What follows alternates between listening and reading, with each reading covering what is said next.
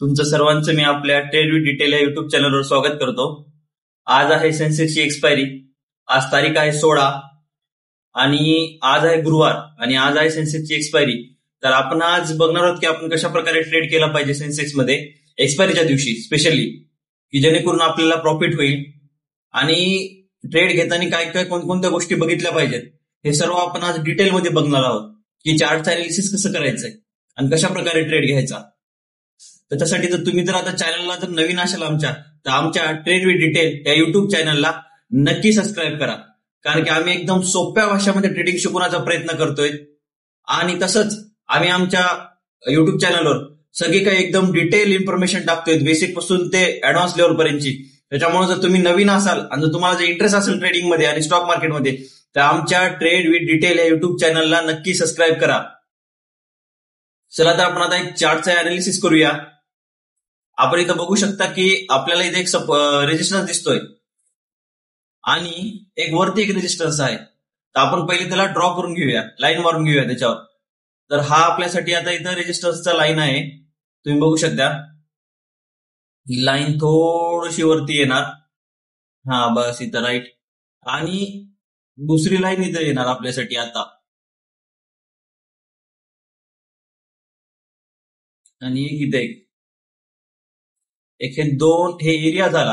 कारण की कधी पण एक लक्षात ठेवायचं, सपोर्ट आणि रेजिस्टन्स ही नुसती लाईन नसती, तर तो एक एरिया असतो की त्या एरियापर्यंत गेल्याच्या नंतर मार्केट एक रिॲक्शन. सपोर्ट आणि रेजिस्टन्सला कधी पण एक लाईन पकडून बसायचं नाही आपण, का आता सपोर्ट आणि रेजिस्टन्स एक एरिया असतो, कारण की तिथे एक बायर असतो, त्यांची एक अवरेज प्राइस असती. त्याच्यामुळे नुसत्या लाईनचा विचार नाही करायचा. जसं आपण इथे एरिया पकडला की नाही, तसंच एरियाचा विचार करायचा. जसं की आता इथं पण इथून इथपर्यंतचा एरिया असू शकतो, जे की आपल्याला तिथे रिॲक्शन येताना दिसते आपल्याला, जे आता कॅन्डल चालू आहे त्या कॅन्डलमध्ये. तशाच प्रकारे पण आपण ही वरची लाईन कसं काय पकडली इथं, का तर आपल्याला इथं ब्रेकआउट पाहिजे आणि ब्रेकआउटच्या नंतर आपण त्या ट्रेडमध्ये एंट्री करणार आहोत. त्याच्यामुळे आपण ही वरची लाईन पकडली आणि इकडच्या साईडला आपण सध्याला सी लावून ठेवलेला आहे. आत्ताच्या घडीला आपण बघूया की सेन्सेक्स मध्ये काय होतंय. आपण एक रेजिस्टन्स काढलेला आहे वरच्या साईडचा. तसंच आपण बाकीच्या गोष्टी सुद्धा, त्याच्यावरचं टार्गेट कोणतं असू शकतं किंवा त्याच्यावरती रेजिस्टन्स कुठं आहे ते सुद्धा आपण काढलेलं आहे. आणि सध्याला आता डे टाइम फ्रेम चालू आहे. पहिल्यांदा अनालिसिस करताना कधी पण मोठ्या टाइम फ्रेमवर अनालिसिस करायचं, त्याच्यानंतरच आपण छोट्या टाइम फ्रेमवर जायचं, जेणेकरून कसं होते की आपल्याला एक चांगले सपोर्ट भेटतात, चांगले रेजिस्टन्स भेटतात आणि एक चांगला व्ह्यू तयार होतो. आता तुम्ही बघू शकता की डे टाइम फ्रेमवर मारुबोजू कॅन्डल सारखी कॅन्डल बनत आहे, जी की इथून चालू झाली ते डायरेक्ट वर गेलेली आहे. त्याच्यामुळे ही एक स्ट्रॉंग कॅन्डल आहे. पण आपल्यासाठी आता इथं वरचं रेजिस्टन्स पण खूप इम्पॉर्टंट आहे, कारण की ह्या रेजिस्टन्सतून तुम्ही बघू शकता किती मोठ्या प्रमाणात सेलिंग आली होती. आणि ती सगळीच्या सगळी सेलिंग आता इथल्या ही जी मुवमेंट झाली त्याच्यानंतरची, त्या मुवमेंटनी सगळीच्या सगळी सेलिंग ऑब्झर्व करून टाकली. म्हणजेच की जे सेलर होते एवढे ऍक्टिव्ह, ते सगळीच्या सगळी इथं कुठेतरी थांबले, कारण की तो वापस सेलिंग नाही आली. तर आपल्याला तर बघायचं इम्पॉर्टंट हे आहे की जो ह्या लेवलला, एकदम यावरच्या लेवलला जो कोणी सेलर बसलेले आहेत ते अजून ऍक्टिव्ह आहेत का. जर ते ऍक्टिव्ह असतील तर आपल्याला इथून वापस पडताना दिसल. जर ऍक्टिव्ह नसतील तर आपल्याला इथून वरच्या साईडला अजून मुवमेंट आलेली दिसल. तर आता आपण काय करायचं की आता डे टाइम फ्रेमवर आपण अनालिसिस केलं, आपण एक रेजिस्टन्स काढलाय, आपल्याला कळालं की इथून हे मार्केट पॉझिटिव्ह सुद्धा आहे. आता आपण एका घंट्याच्या टाइम फ्रेमवर जाऊया. टाइम फ्रेम असं चेंज करायचा, इथं असतं. आता आपण एका घंट्याच्या टाइम फ्रेमवर आलेलो आहोत. इथं पण सेम कंडिशन आहे. वरच्या साईडला आपला जो रेजिस्टन्स आहे तो आहे आणि इथे एक गॅप अप झालेला तुम्हाला चांगला दिसल.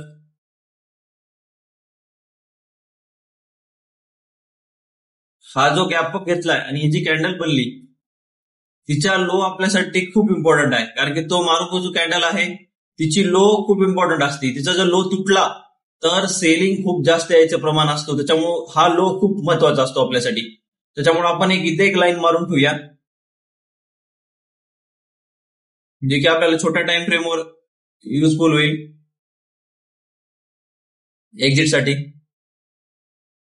आता आपण लाईन मारलेल्या आहे.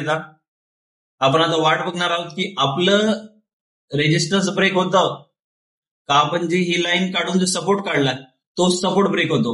आता ही गोष्ट बघण्यासाठी खूप इम्पॉर्टंट आहे. आता थोडस लाईन एकदम बरोबर मारून घेऊया आपण. राईट. आता आपण एक छोट्या टाइम फ्रेमवर जाऊया आणि तिथं बघूया की एक्झॅक्ट होते काय.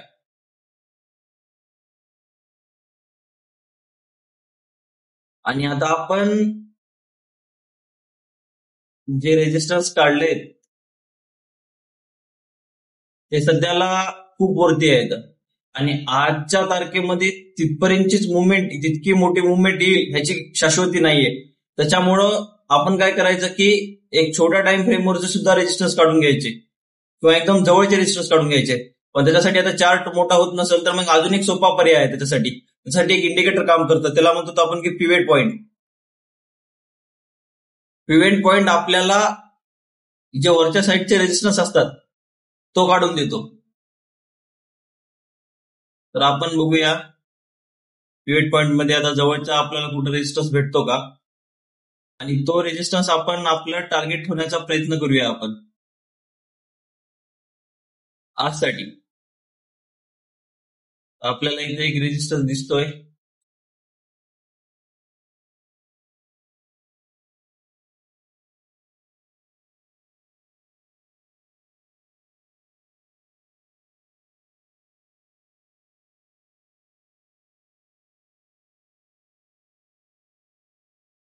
आणि जो पिव्हेट पॉइंटनं रेजिस्टन्स दिलाय आपल्याला तो बऱ्यापैकी सगळ्या टाइम फ्रेमवर आहे. हे सुद्धा कधी कधी चेक करून घ्यावं लागतं आपल्याला.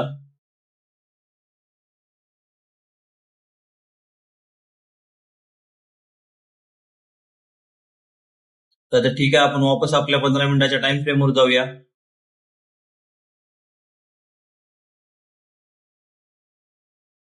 इथं बघू शकता की जो इथला लो होता आणि जो आपला रेजिस्टन्स आहे त्याच्यामध्येच कुठेतरी मार्केट आता कंटिन्यू खेळत आहे. आणि दुसरी गोष्ट, जो की आपला सी होता तो सी सुद्धा ह्या दोन लाईन मध्येच खेळत आहे.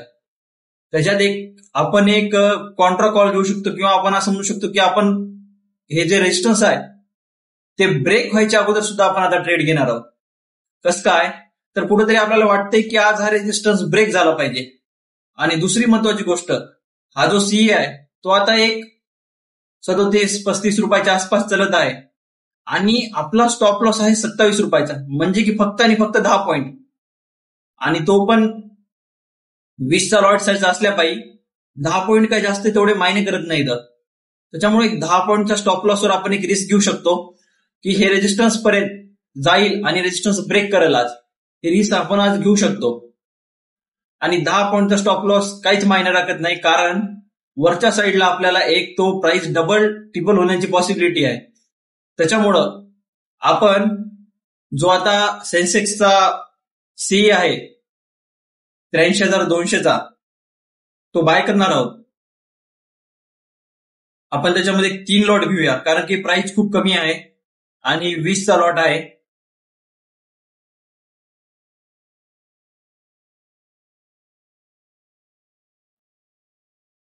एक आपण 3 लॉट जरी घेतले आता तरी आपल्याला एक 2200 रुपयाच्या आसपास पैसे लागत आहेत. आणि आपण एक बाय केलेला आहे 38 रुपयाच्या आसपास, एक 2280 रुपये आपल्याला 3 लॉटची प्राइस पडलेली आहे, म्हणजे काहीच नाही 2280 रुपये. आणि हेच जर आपल्याला इथून जर लॉस झाला तर जास्तीत जास्त आपला लॉस किती होणार आहे याच्यामध्ये, एक 600 रुपयाचा लॉस होणार आहे जर आपला जर स्टॉप लॉस उडाला तर. 2280 रुपयाला आपण बाईंग केलेली आहे 3 लॉट, म्हणजे खूप कमी पैसे लागलेले आहेत आपल्याला. आणि स्टॉप लॉस उडाला तर एक 600 रुपये जाणार आहे. त्याच्यामुळं आपण आता इथं ट्रेड घेऊ शकतो. आणि आपण आता इथं ट्रेड घेतलेला आहे का, तर आपला स्टॉप लॉस खूप जवळ आहे. लॉस होऊन झाला तर एक 600 रुपयाचा लॉस होणार आहे. आणि तेच जर प्रॉफिट झालं आपल्याला तर आपल्याला एक 2000-3000चा प्रॉफिट होणार आहे. लॉसच्या महिन्यामध्ये तर प्रॉफिट बघायला गेलं तर खूप मोठा आहे. त्याच्यामुळं आपण इथं ट्रेडमध्ये एंटर केलेलं आहोत. आता आपण वाट बघूया की आपलं स्टॉप लॉस हिट होईल का टार्गेट हिट होईल. टार्गेटला पहिल्यांदा तर हा रेजिस्टन्स आहे जो आपल्याला असं वाटतं की आजच्या तारखेमध्ये ब्रेक झाला पाहिजे आणि कदाचित होईल पण. आणि जर ऑप्शन मध्ये बघायला गेलं तर एक 70 रुपयाचं पहिलं टार्गेट होऊ शकतं. त्याच्यानंतरचं टार्गेट आपण जर सेन्सेक्सची कॅन्डल बघून ठरवणार आहोत की एक्झॅक्ट आपल्याला कुठपर्यंत थांबायचंय. आपण आता ट्रेडमध्ये एंटर केलेलो आहोत. ह्याला काही कारण सुद्धा आहे ट्रेडमध्ये एंटर करायला. तुम्हाला वाटत असेल की अजून तर रेजिस्टन्स ब्रेक नाही केलं तरी का ट्रेडमध्ये एंटर केलं आपण. तर अनुभव खूप महत्वाचा असतो. मला अनुभवून माझ्या असं वाटतंय की आज जो हा रेजिस्टन्स आहे तो कुठेतरी आज ब्रेक होणार आहे. आणि दुसरी महत्वाची गोष्ट की इथं लोअर लोज बनत होते. हाय हाय होता, त्याच्यानंतर लो बनला आणि तिथूनच मार्केट पडलं. तितक्या वर प्राइस पर्यंत गेलं नाही. पण आज तुम्ही बघताय की आज जर मार्केटला पडायचं असलं तर इथूनच मार्केट पडायला पाहिजे होतं, ना की ह्या प्राइसच्या जवळ यायला पाहिजे होतं. आणि ह्या प्राइसच्या मार्केट जवळ आलं म्हणजे कुठंतरी आज मार्केट पॉझिटिव्ह आहे, मोमेंटम मार्केटमध्ये आहे, हे आपल्याला इथं सरळ सरळ दिसतंय. त्याच्यामुळंच आपण हा ट्रेड घेतलेला आहे, तो पण सीई मध्ये. सीई मध्ये आपण ट्रेड का घेतो तर पॉझिटिव्ह साईडचा घेतो. म्हणजे आपल्याला वाटतं की वरच्या साईडला मुवमेंट येणार आहे, त्यामुळे आपण सीई मध्ये ट्रेड घेतो. आणि तुम्ही बघू शकता की ह्या प्राइसच्या बार बार जवळ येण्याची गरजच नव्हती प्राइसला. जेव्हा बार बार कोणत्या तरी रेजिस्टन्सच्या जवळ प्राइस जाते तेव्हा ती ब्रेक करण्याची खूप पॉसिबिलिटी असते. आणि जर मार्केटला पडायचंच असलं असतं तर जसं इथं वरती बनलं त्याच्यानंतर प्राइस खालती बनली आणि पडली, त्याच्यानंतर प्राइस खालती बनली आणि पडली. पण इथं कुठेतरी प्राइस ह्याच्या खाली इथंच कुठेतरी पडायचं सोडून देऊन वर आली रेजिस्टन्स पर्यंत. त्याच्यामुळे आता कुठेतरी आपल्याला असं वाटतं की हा रेजिस्टन्स आज ब्रेक होऊ शकतो, कुठेतरी एक पॉझिटिव्ह मुवमेंट येऊ शकते. आणि त्याच पॉझिटिव्ह मुवमेंटची आपण आता वाट बघतोय.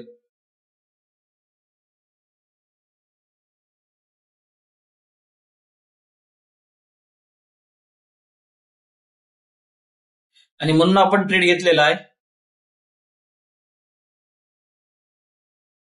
आता आपण बघूया की आपलं नेमकं स्टॉप लॉस हिट होईल का टार्गेट हिट होईल, त्याची आपण वाट बघूया. आणि स्टॉप लॉस हिट झालं तरी 10 पॉईंटचा स्टॉप लॉस आहे, फक्त 600 रुपये जाणार आहेत. त्याच्यामुळे स्टॉप लॉस सुद्धा मोठं नाहीये. बघूया की मार्केट हे आपले 10 पॉईंट खाते का नाही. आणि जर वरती गेलं तर तेच आपल्याला 2,500-3 हजाराचा प्रॉफिट होऊ शकतो. एवढ्या कमी रिस्क मध्ये ते प्रॉफिट खूप चांगला आहे. आणि आज एक्सपायरी असल्यामुळं आपण जास्त पैसे टाकून ट्रेड करायचा नसतो. का तर एक्सपायरीच्या दिवशी जर आपण रॉंग ठरलो तर आपलं नुकसान खूप मोठं होतं, कारण की त्या ऑप्शनची प्राइस झिरो होण्याची तक शक्यता असते. त्याच्यामुळे एक्सपायरीच्या दिवशी कधी पण कमी रिस्क घ्यायची, कमी अमाऊंट टाकून ट्रेड करायचा, कारण की मुवमेंट मोठ्या येतात. आणि तुम्ही जे मोठ्या अमाऊंटवर प्रॉफिट कमवलं असतं तेच प्रॉफिट तुम्हाला छोट्या अमाऊंटवर सुद्धा कमवायला भेटतं. त्याच्यामुळं कधी पण मोठी अमाऊंट टाकून एक्सपायरीच्या दिवशी ट्रेड करायचं नाही. आणि आज सेन्सेक्सची एक्सपायरी आहे, त्याच्यामुळे आपण एकदम छोट्या अमाऊंट मध्ये ट्रेड करतोय. या गोष्टी खूप इम्पॉर्टंट आहेत.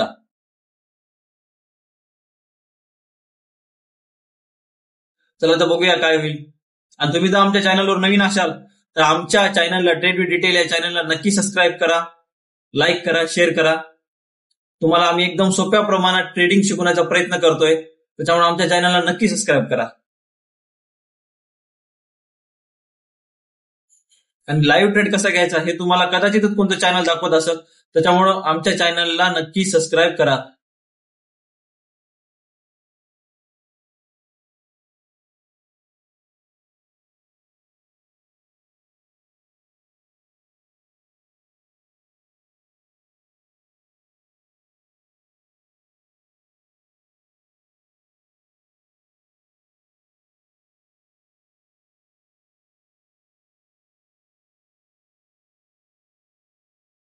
आणि तुम्ही बघू शकता ही कॅन्डल आता वरती क्लोज झालेली आहे रेजिस्टन्सच्या, म्हणजे ब्रेकआउट झालेला आहे.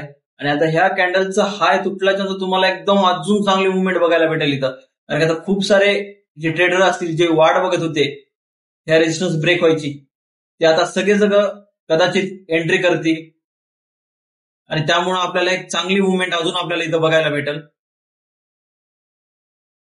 आणि त्या मुवमेंट वाईज आपला जो ऑप्शन आता 82 रुपयाच्या आसपास खेळतोय तो सुद्धा आपल्याला वाढलेला बघायला भेटेल.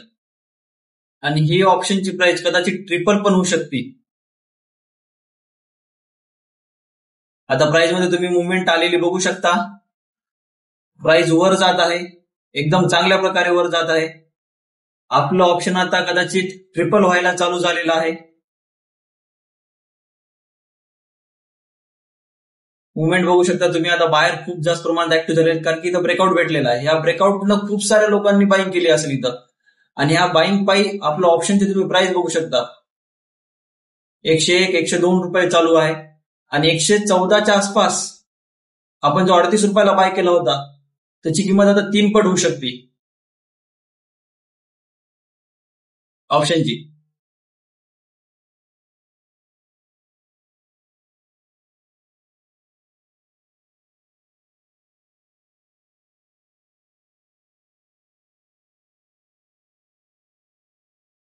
तुमचं सर्वांचं मी आपल्या ट्रेड विथ डिटेल या युट्यूब चॅनलवर स्वागत करतो. आपण सकाळी ट्रेड घेतला होता पण काही कारणास्तव बाहेर जावं लागलं, त्याच्या पायी आपण तो रेकॉर्ड करू शकला नाही ट्रेड. पण तो ट्रेड कम्प्लीट झालेला आहे. त्या ट्रेडमध्ये काय काय झालंय हे मी तुम्हाला दाखवतो. आपण इथं ट्रेड घेतला होता एक 38 रुपयाच्या आसपास. त्याचं आपलं स्टॉप लॉस होतं 27 रुपयाचं, म्हणजेच की एक 10 पॉईंट आपलं स्टॉप लॉस होतं 27 रुपये. 38 रुपयाला आपण बाय केलं होतं. तो ऑप्शन बघता बघता आपल्या म्हणजेच की 114चं टार्गेट होतं आपलं. 114 म्हणजे 3 पट अमाऊंट होणार होती आणि आपण 114ला टार्गेट हिट झालं आपलं म्हणून आपण एक्झिट केलो ट्रेडमधून. पण ते ऑप्शन 114लाच थांबलं नाही तर वरती 427 रुपयापर्यंत गेलेला आहे. म्हणजेच की आपण आज एक खूप छोट्या अमाऊंटमध्ये ट्रेड केलो होतो कारण की एक्सपायरी होती. एक्सपायरीच्या दिवशी कधीच मोठ्या अमाऊंटमध्ये ट्रेड करायचा नसतो. त्याच्यामुळे आपण पहिले छोट्या अमाऊंटमध्ये ट्रेड घेतला होता आणि ती छोटी अमाऊंट म्हणजे किती 2200 रुपयाची होती फक्त. आणि त्या 2200 रुपयाच्या अमाऊंटवर आपल्याला 114 रुपयावर गेल्या पाहिजे आपल्याला एक 4,500चा प्रॉफिट झाला. पण जर तो ट्रेड तशाला तसा ठोला असता तर तिथंच आपल्याला एक 22,000 ते 23,000चा प्रॉफिट झाला असता. किती पैशावर? फक्त आणि फक्त 2200 रुपये. 2200 रुपयावर आपल्याला टोटल अमाऊंट लागली होती ट्रेड घेण्यासाठी. त्याचेच आज 22,000 ते 23,000 रुपये झाले असते. पण तितक्या वेळ माणूस होल्ड करू शकत नाही, तितक्या वेळ माणूस ठेवू शकत नाही. हे सुद्धा तेवढंच खरं आहे. आणि जास्तीत जास्त एखादी ही कॅन्डल बघितली असती आपण 200 रुपयापर्यंतची आणि एक्झिट केलो असतो. कारण की कोणी पण तितका वेळ होल्ड करत नाही सहजासहजी. आणि आपण हा ट्रेड का घेतला होता, ही मुवमेंट कसं काय आली ते बघणं सर्वात महत्वाचं आहे. आणि आपण ते बघूया. का तर आपण तुम्हाला दाखवतो मी डे टाइम फ्रेमवर. डे टाइम फ्रेमवर इथे एक रेजिस्टन्स होता. आपण तो एक रेजिस्टन्स काढला होता. पण ते रेजिस्टन्स ब्रेक व्हायच्या अगोदरच आपण ट्रेड घेतला होता. कसं काय घेतला होता? का तर आपल्याला एक अनुभव आलेला आहे की कधी रेजिस्टन्स ब्रेक करू शकते, कधी करू शकत नाही. त्या अनुभवाच्या जोरावर आपण ट्रेड घेतला होता. पण त्या अनुभवाला सुद्धा काही कारण आहेत ट्रेड घेण्यामागं. ते आपण तुम्हाला मी आता कारण सांगतो. सगळ्यात महत्वाचं कारण म्हणजेच की जेव्हा जेव्हा रेजिस्टन्सच्या जवळ प्राइस जाते तेव्हा पडती. पण तुम्ही इथं बघू शकता इतकी मोठी मुवमेंट आली पण त्याच्यानंतर तेवढीच मोठी मुवमेंट खालच्या साईडला आली होती. सेलर खूप ऍक्टिव्ह होते पण बघता बघता बायरनी वापस ग्रीप पकडली आणि इकडे जे सेलर ऍक्टिव्ह होते ते सगळेच्या सगळे गायब झाले इकडं. आणि इथं कुठेतरी प्राइस थांबली होती. जर प्राइसला पडायचं असलं असतं तर इथूनच प्राइस खाली पडायला पाहिजे होती. या रेजिस्टन्सच्या जवळ प्राइस जायलाच पाहिजे नव्हती. जर सेलर ऍक्टिव्ह असले असते तर इथूनच प्राइस पडायला पाहिजे होती. इथं वरी जायला पाहिजेच नव्हती प्राइस. पण प्राइस गॅपअप घेतला प्राइसनी आणि प्राइसनी मारुबोजो कॅन्डल बनवली आणि वर जात होती. तुम्हाला मी दाखवतो त्या छोट्या टाइम फ्रेमवर. इथं बघू शकता की मारुबोजो कॅन्डल बनवली आणि प्राइस जशाला तसं कॉन्स्टंट तिथं होल्ड करून होती ती प्राइस. मग त्याच्या पायी आपण एक विचार केला की आज हा जो रेजिस्टन्स आहे हा वाला तो 100% ब्रेक होणार आणि आपलं जो टार्गेट होतं तिथपर्यंत प्राइस जाणार. आणि त्याला अजून एक डाटा इम्पॉर्टंट आहे ट्रेड घेण्यामागे, खूप महत्वाचा डाटा आहे तो म्हणजेच की एफआयएसचा आणि डीआयएसचा डाटा. एफआयएसचा आणि डीआयएसच्या डाटामध्ये आपल्याला एक क्लू भेटतो की उद्या मार्केटमध्ये मुवमेंट येऊ शकते का, मार्केट ग्रीप पकडू शकते का, हे सगळं त्या डाटामध्ये आपल्याला कळतं. आणि त्या डाटाचं कसं अनालिसिस करायचं आम्ही ते 1000 सबस्क्रायबर आपले कंप्लीट झाले की ते आम्ही तेव्हा सांगणार आहोत. त्याच्यासाठी आमच्या चॅनलला नक्की सबस्क्राईब करा. आणि त्या डाटामधून आपल्याला कळालं होतं की उद्या मुवमेंट 100% येणार आहे आणि एक मोठी मुवमेंट येणार आहे. मग त्याच्या पायीच आपण इथं ट्रेड घेतला होता. आणि ट्रेड घेताना सुद्धा आपण 38 रुपयाच्या आसपास ट्रेड घेतला होता. एक 10 पॉईंटचा स्टॉप लॉस होता फक्त आणि फक्त आपला. 10 पॉईंट तेवढे मायने करत नाहीत कारण की एवढी मोठी मुवमेंट येणार होती तर 10 पॉईंटचा रिस्क आपण घेऊ शकलो असतो. त्याच्यामुळे आपण पहिलेच ब्रेकआउटच्या अगोदर ट्रेड घेतला कारण की हा जो मारुबोजो कॅन्डलचा जो सपोर्ट होता तो गॅपअप घेऊन सस्टेन करत होता. सस्टेन केला पाहिजे हा सपोर्ट आपल्यासाठी खूप इम्पॉर्टंट होता. आणि त्या सस्टेनमध्ये तुम्ही बघू शकता की मारुबोजो कॅन्डलच्या अर्ध्याच्या खाली सुद्धा कोणती कॅन्डल आली नाही. त्याच्यामुळे ही जे सकाळी जे बाहेर ऍक्टिव्ह झाले होते ते अजूनही ऍक्टिव्ह आहे ते आपल्याला कळत होतं. आणि बघता बघता मुवमेंट यायला चालू झाली. जो रेजिस्टन्स खूप दिवसापासूनचा अडकून बसलेला होता तो रेजिस्टन्स ब्रेक झाला आणि ह्या रेजिस्टन्स ब्रेक झाल्यापायी एक मोठी मुवमेंट आली आणि हे रेजिस्टन्स ब्रेक व्हायच्या अगोदरच आपण ट्रेड घेतला होता आणि आपण रेजिस्टन्स ब्रेक व्हायच्या अगोदर ट्रेड घेतला होता म्हणून आपल्याला मोठं प्रॉफिट बघायला भेटलं. कारण जेव्हा हा एवढा मोठा रेजिस्टन्स ब्रेक होतो तेव्हा मुवमेंट सुद्धा तेवढीच मोठी येते आणि तुम्ही बघू शकता मुवमेंट किती मोठी आलेली आहे. एक तर एफआयचा डाटा, दुसरा सपोर्ट रेजिस्टन्स, ह्या दोन गोष्टी पायी आपण हा ट्रेड घेतला होता आणि तुम्ही बघू शकता त्या ट्रेडमध्ये किती मोठी मुवमेंट आलेली आहे. आणि तुम्हाला जर असंच मुवमेंट पकडायची असेल, असंच जर ट्रेड करायचं असेल, असंच अनालिसिस करायचं असेल तर आमच्या ट्रेड विथ डिटेल या युट्यूब चॅनलला नक्की सबस्क्राईब करा. कारण आम्ही एकदम बेसिक पासून ते ऍडव्हान्स लेवलपर्यंतची ट्रेडिंग एकदम सोप्या भाषेमध्ये आणि आपल्या मराठी भाषेमध्ये शिकवतो आहोत. त्याच्यामुळं आमच्या ट्रेड विथ डिटेल या युट्यूब चॅनलला नक्की सबस्क्राईब करा.